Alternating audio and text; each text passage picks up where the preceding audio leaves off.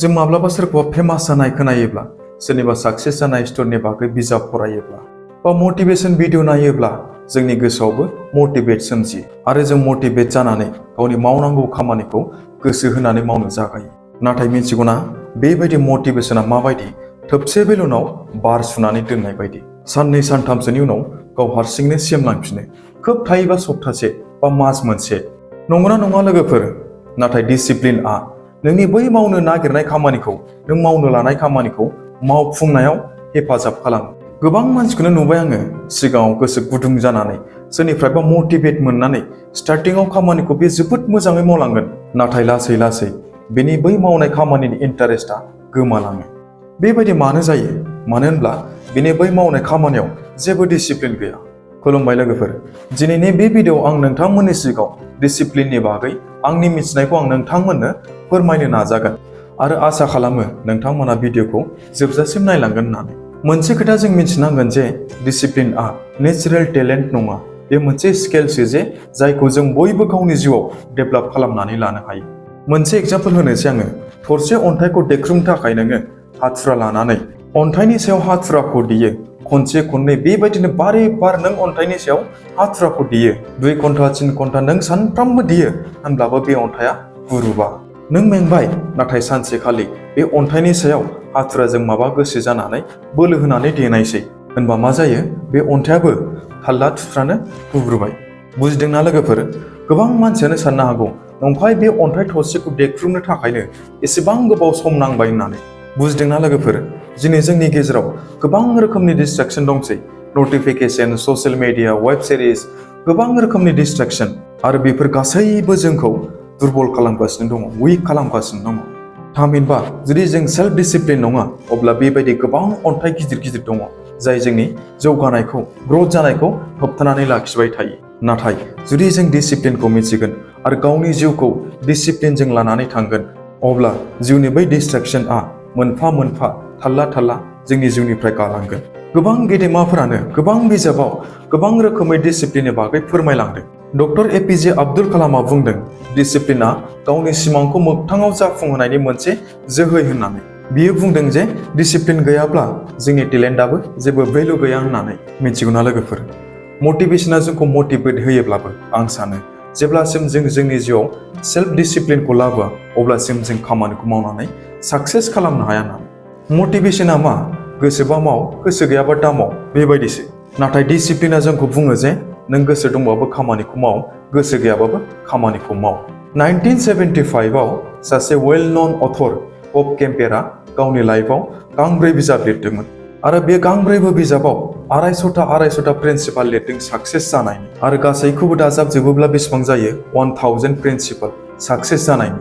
जेब्ला मानसिफ्रा बेनाव सोंथि सोङो एसेबां बुरजा प्रिन्सिपाल दं साक्सेस जानायनि, बबे मोनसे प्रिन्सिपाला साबसिन होननानै, अब्ला बे जोबोद मोजाङै सोंनायनि फिननायखौ मानसिफोरनो होदोंमोन। आंनि बिजाबाव 999 प्रिन्सिपालाबो जोबोद मोजां गोजाजोब। जेब्ला नोंसोर बेबायदि कुइसन सोङो आंनाव, अब्ला आंनि फिननाया जागोन सेल्फ डिसिप्लिन।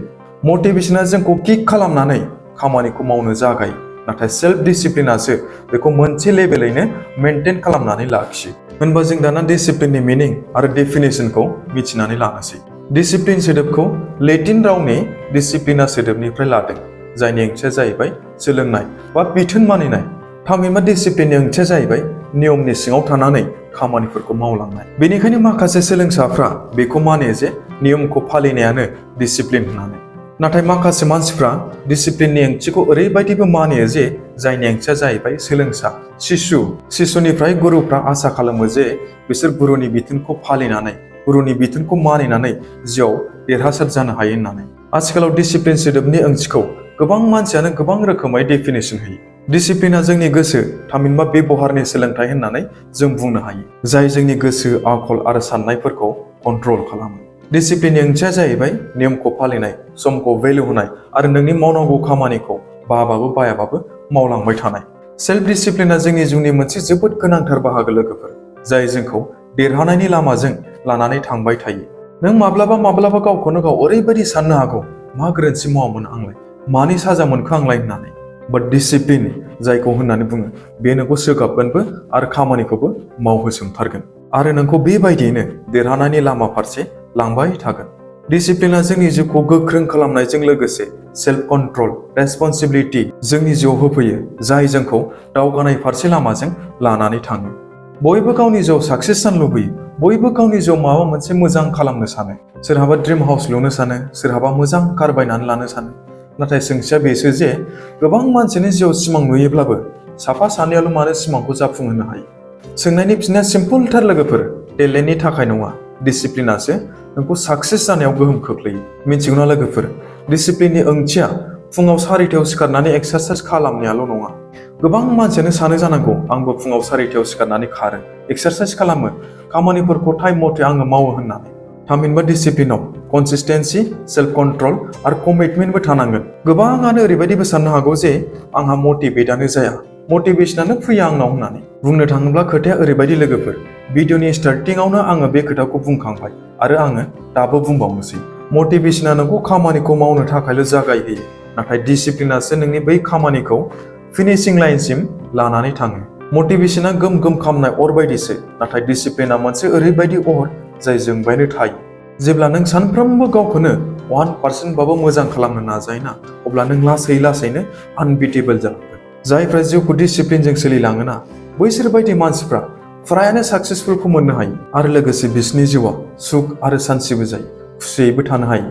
मानो होनब्ला बैसोर बायदि मानसिफ्रा गावसिनि लाइफआव कन्ट्रल खालामनो हानाय गोहोखौ मोननो हायो। जेब्ला नों गावखौनो गाव कन्ट्रल खालामनानै दोनो, हुदानि सायाव, इमसननि सायाव, टाइमनि सायाव, अब्ला नोंनि जिउआ नोंनि आखायावसो थागोन, थासारिजों नङा। ग्लबेल आइकनिक गोबां दं लोगोफोर, APJ Abdul Kalam, Ratan Tata, Alan mask, द रकआ सानफ्रोमबो फुङाव 4टायाव सिखारनानै बे जिमाव थाङो, बोसोरै बोसोर सानफ्रोमबो। मानो होनब्ला डिसिप्लिना बेनि रिजन जायनि थाखाय बे दिनै ग्लबेल आइकनिक जानो हादों। बरिं मोननो हागौ, माबादि डिसिप्लिनब्रा बेलाय, बाबाबो गवा बेबायदि।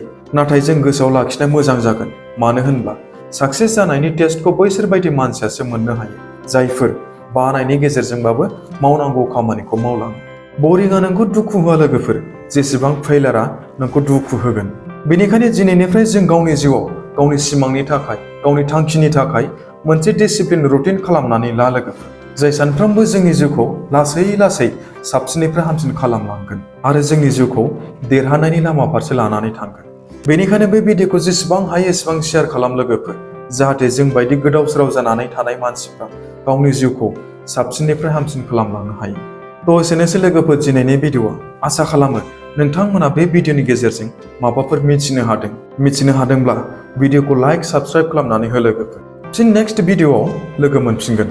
अब्लासिमहालागै स्टे फकास, स्टे डिसिप्लिन। एसेनोसै लोगोफोर, गोजोन्थों।